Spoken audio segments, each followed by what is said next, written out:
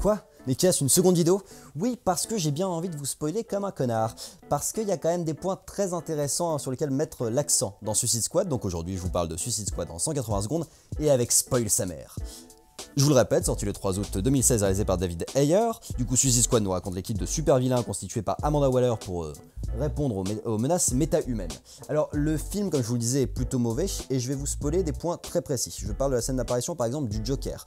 On a une scène d'apparition à côté d'Harley Quinn et il n'y a pas de travail pour nous le présenter. En fait, il est là, direct, plan sur lui.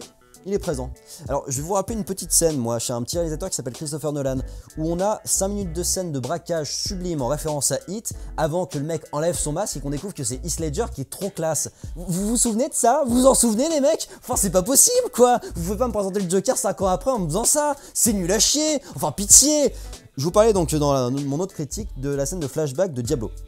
Diablo, donc, son drame, c'est qu'il a tué sa famille parce qu'il n'arrivait pas à contrôler ses pouvoirs et que sa femme l'a un petit peu énervé. Ce qui est assez dramatique et le personnage le joue plutôt correctement. Et donc, on a cette scène de flashback qui est en plus un peu grossière où oh ma chérie, oh je t'aime. Et puis après, du coup, il tue tout, on a compris, il a tué ses enfants et tout ça. Et c'est vraiment très con parce que, comme je vous le disais, le verre sur la flamme qui représente sa femme qui commence à tomber sous l'effluve de ses propres femmes, sous la fumée. Ça c'était beau, ça c'était symbolique, ça c'était bien pensé. Enfin les mecs, réfléchissez à ça.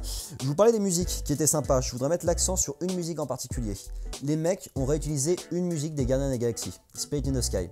Genre il n'y a pas assez de musique cool dans le monde du pop rock, dans le monde du rock, pour être obligé de me réutiliser une musique des Gardiens de la Galaxie. Vous êtes obligé de tout piquer au concept en fait. C'est fou, enfin c'est nul à chier quoi. C'est très très décevant.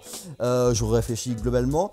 Le Joker est très présent, il y a quand même beaucoup de scènes de flashback sur lui. Enfin, il n'est pas très présent en fait, il n'a pas beaucoup de présence à l'écran, mais il a beaucoup de scènes avec lui de flashback de Harley.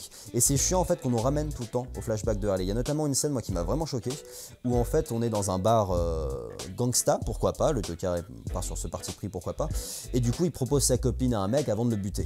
Et cette scène est ridicule en fait, parce qu'elle fonctionne pas, déjà parce que c'est le troisième flashback qu'on se bouffe avec le Joker et qu'il est toujours pas charismatique, parce qu'on ne l'a toujours pas bien présenté, et parce qu'en plus, il y a ce côté ah, ça me rappelle une scène avec un tour de magie avec un crayon, quoi. C'est ça qui est très gênant. Moi, je pensais qu'à la suite de Heath Ledger, ils avaient vraiment blindé le truc en se disant, si on réutilise le Joker, on va bien l'utiliser. Et c'est pas du tout le cas. Et je trouve que le Joker aurait pu être très bien utilisé s'il l'avait gardé. C'est-à-dire que le Joker, à la fin du film, gros spoil, apparaît et sauve Harley Quinn. Pourquoi pas me l'avoir gardé juste pour ça? Entrée trop classe, il la sauve, point.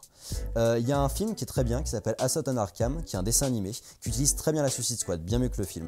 Et dedans, le Joker est très bien utilisé parce que du coup, il est utile à l'histoire, qui a un traumatisme avec Harley qu'il a laissé tomber. Et là, il y avait quelque chose à jouer, surtout qu'il y a une scène où il laisse tomber Harley. Et c'est complètement zappé là-dessus. Et je pense que c'est comme ça que je vais finir cette critique spoil, en vous conseillant très aimablement de voir Assault on Arkham, parce que c'était vraiment beaucoup mieux géré. Moi, je pensais que le Joker était peut-être le méchant de Suicide Squad, ce qui aurait expliqué pourquoi ils prennent Harley Quinn dans l'équipe, parce qu'elle a pas de super pouvoir et que c'était la seule à pouvoir le traquer, mais c'est pas le cas. Et j'ai envie de dire top. Voilà, ça a été peut-être un peu brouillon, mais j'étais colère. Je voulais partager ma colère avec vous. Je vous invite dans les commentaires à me dire, vous, quelle scène spoil vous a déplu, quelle scène vous a dit, putain, là les mecs, vous allez vraiment trop loin. Et puis je vous invite à liker, commenter, vous abonner. Je vous donne rendez-vous sur la page YouTube de Directive Première pour d'autres critiques ciné en 180 secondes.